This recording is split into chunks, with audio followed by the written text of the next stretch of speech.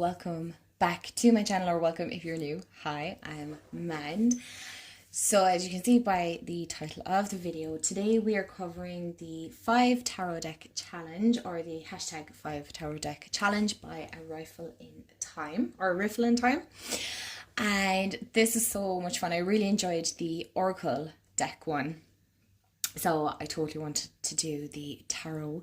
So I thought, what a wonderful video to just kind of sit down, show a couple of decks, and just kind of chill out, really, more than anything else. It's kind of just a chill video. So if you're new, hi, welcome. If you like all things tarot, oracle card related, spirituality, witchy, all that kind of good stuff, then you have found the perfect channel. If you like chit chatty videos as well, do hit the subscribe button. I'd love to have you part of the family here, and hit the bell so you'll be notified when I upload. And without further ado, grab a drink, grab a snack, and let's get into the prompts. One is, show us the tarot deck you're currently using. So the one I'm currently using at the moment is MJ Cullinan's The Enchanted Farhoxa Tarot. And this is quite new to my collection. So it's a 78 card deck and guidebook of fairies, mermaids and magic. I mean, who wouldn't want that?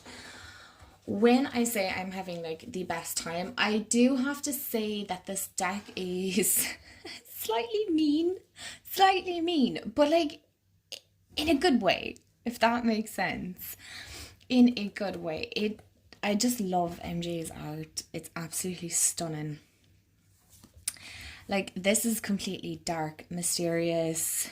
It's definitely on the moodier side. I wouldn't say this was a fluffy fairy and mermaid and magic deck. It's definitely hinging more on, when I say darker, it's kind of not even shadow, but it's not a bad thing either, right? So I don't want people thinking, oh, like, is an evil. No, it's not. I promise it's not evil. There's nothing evil about this at all.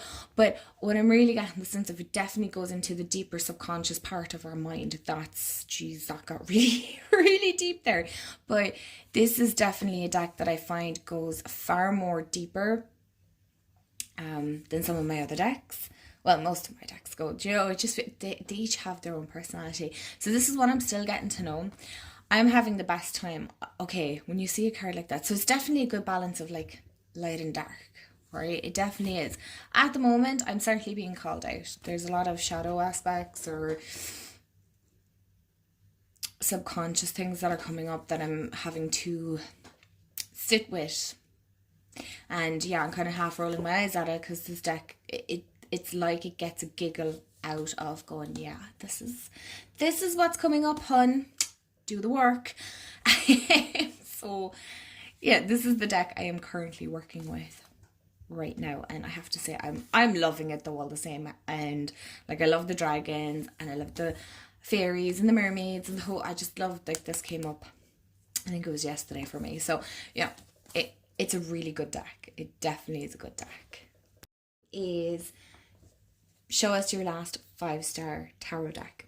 And I had to think about it, because I can't exactly give the Enchanted Farhoxa a 5-star as of just yet, because I'm still getting used to it and getting to know it. And the Yuletide one, I didn't work with enough to really warrant giving it a 5-star. It definitely is a 5-star deck, but the one that I'm like 100% on is Tarot of the Witch's Garden by Sasha Graham, and the artwork is by Natasha. I'm not going to butcher her last name. Oh my goodness me. This 5-star, definitely, 100%. I'm sorry, there's a bit, because these aren't completely matte. They're slightly glossy. Okay, that works. This is definitely a 5-star. For me, I love the artwork on this, and I love how it reads. I love the linen finish. The only thing is, mine has like this slight bow. Actually, it's not this way, it's in the middle. Can you see? Hello, this is the Fool card. But yeah, it has this like bow, and no matter how much I try and straighten it out, it doesn't want to. So I guess that's just part of its character now. So that's alright too. I don't mind. But I just wanted to state that in case some of you might have the same. But this is still a 5-star, regardless of its little bow or not. I love it. I love the artwork. I know some people were comparing it to the Green Witch. I definitely had a look to see. There is some comparison, but I feel like this is a bit more modern, and the artwork is definitely a bit more, I suppose, crystal clear on it. Like, as you can see, it's super detailed. Super detailed. So this would definitely be a 5-star for me. It's, oh sorry, you can't see the titles. Like, I love how well this reads. It's so clear, it's so to the point, there's no second guessing or anything like that. It's really beginner friendly as well, so that's, you know, yeah, that's my 5-star tarot deck. I didn't even have to second guess on this one. It was, show us a tarot deck you keep putting off using and you need help making yourself use it.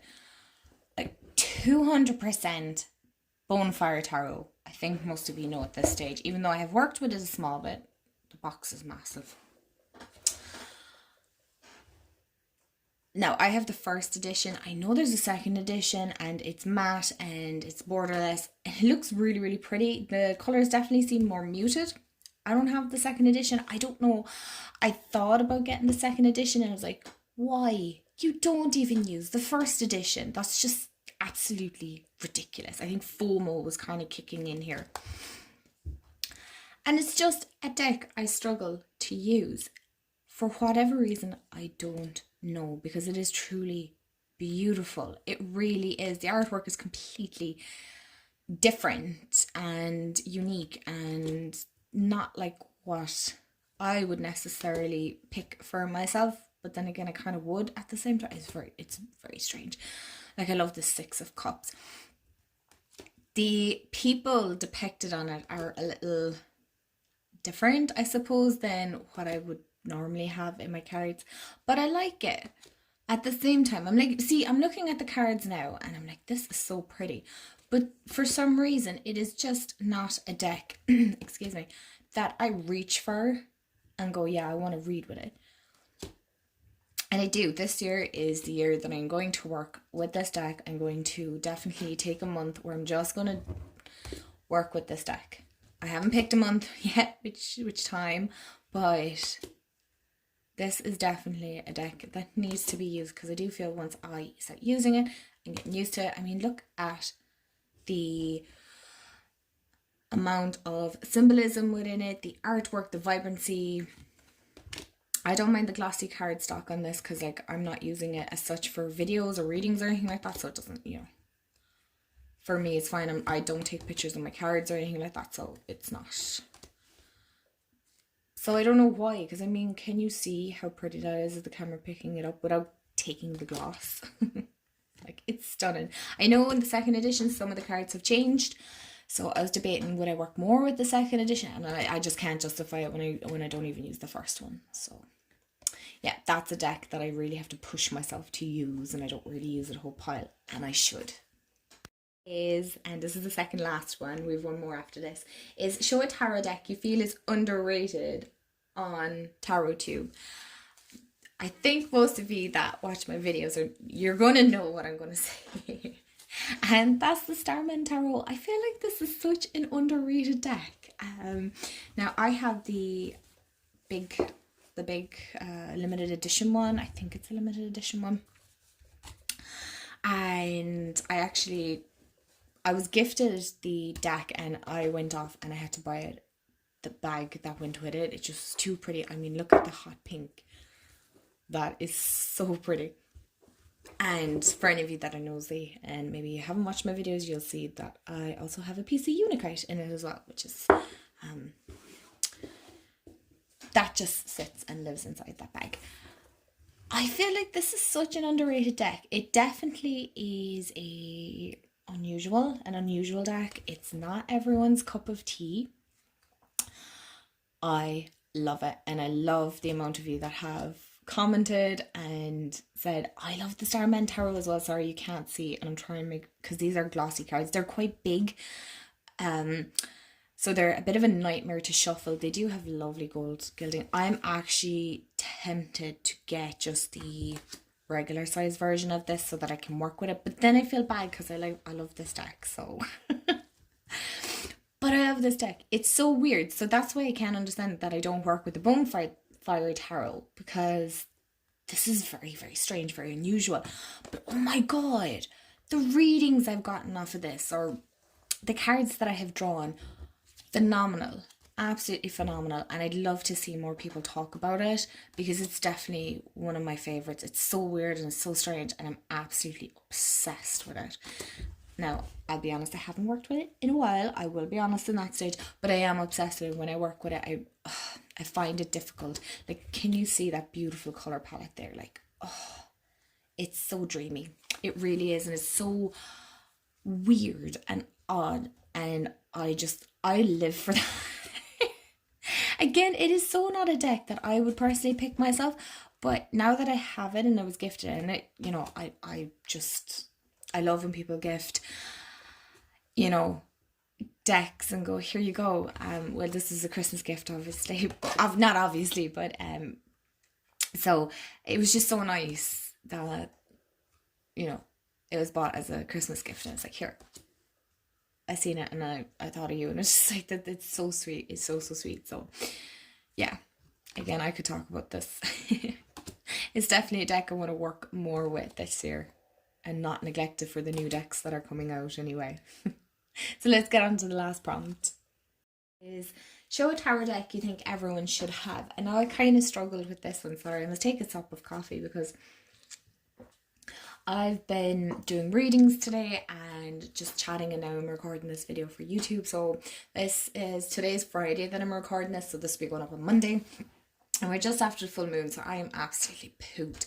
And I'm taking the few minutes of quiet that I have before it starts getting noisy and chaotic around here again. So I did struggle with this because I kind of want to go with the Green Witch, but at the same time, I know that's not everybody's aesthetic. But then again, I think regardless of what deck you pick, you're not gonna, it's not gonna suit everyone. But the deck that I suppose I'm going from kind of the beginner's view, or the completely new to tarot, not really sure, but kind of overwhelmed by the whole idea of doing typical Rider-Waite-Smith. I would recommend that being a deck that everyone should have. But aside from that, I do think, and I know not everyone's going to agree, but that's okay, we can agree to disagree here, is the Light Series Tarot by Chris-Anne.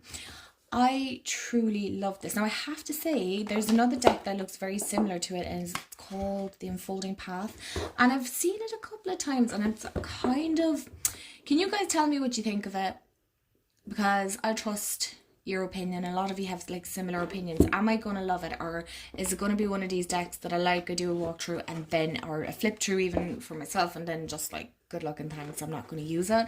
Because this is so well used. Here are the backs, I think everybody knows. The reason I would pick this is because it is so vibrant. I feel like it would, in one sense, it would suit everyone. The artwork is phenomenal. Chris-Anne is an amazing creator. She's absolutely amazing. And I just truly love the art. Again, it might not be for everyone, but I do feel like there's a majority that would love it and would find it a pleasure to learn to read tarot with. It's more relatable to kind of everyday life, if that makes sense. It just feels more modern. Again, I would recommend, like, I love this Eight of Pentacles. It's one of these decks that I will happily work with anytime. I will bring it with me anywhere. I'm definitely thinking getting the pocket size one, but then again, this one isn't overly massive, and I'm not really one for bringing decks in my handbag because they just get battered, and I love all my decks very much, so I don't want any of them getting kind of bashed around. But yeah, this is a deck I'd recommend for everyone to have in. I suppose it's a quick, easy reader. You don't have to overthink it. Like, I would say, you don't even have to bring the guidebook with you. You can just bring the cards and away you go. That's where I'm coming from with this deck. It's just one of those decks that you can do very deep readings, or you can just do very quick, easy, one card drop, perfect. There's your message and away you go. It's a great all-rounder, is the way I feel about it. I really do feel that this is just a great, probably another little bit underrated because nobody really talks about it anymore either. But I truly love this deck. So that is, I mean, like, look at that Debt Rebirth card. it's fabulous. It really is fab. And it doesn't shy away either from the Rider-Waite-Smith system. So, oh yeah, I'm totally going to end on the High Priestess because I love this High Priestess card. It's one of my favourites. Is the end of the video. Thank you so much for hanging out with me and watching my answers to this fabulous VR. Let me know if you've done it, and I would happily watch and see your options and things like that. Okay, I'm going to say bye. Have a wonderful day, afternoon, evening, wherever you are, because my brain is just shutting off. It's time for me to go chill. And I will see you all in the next video. Bye guys.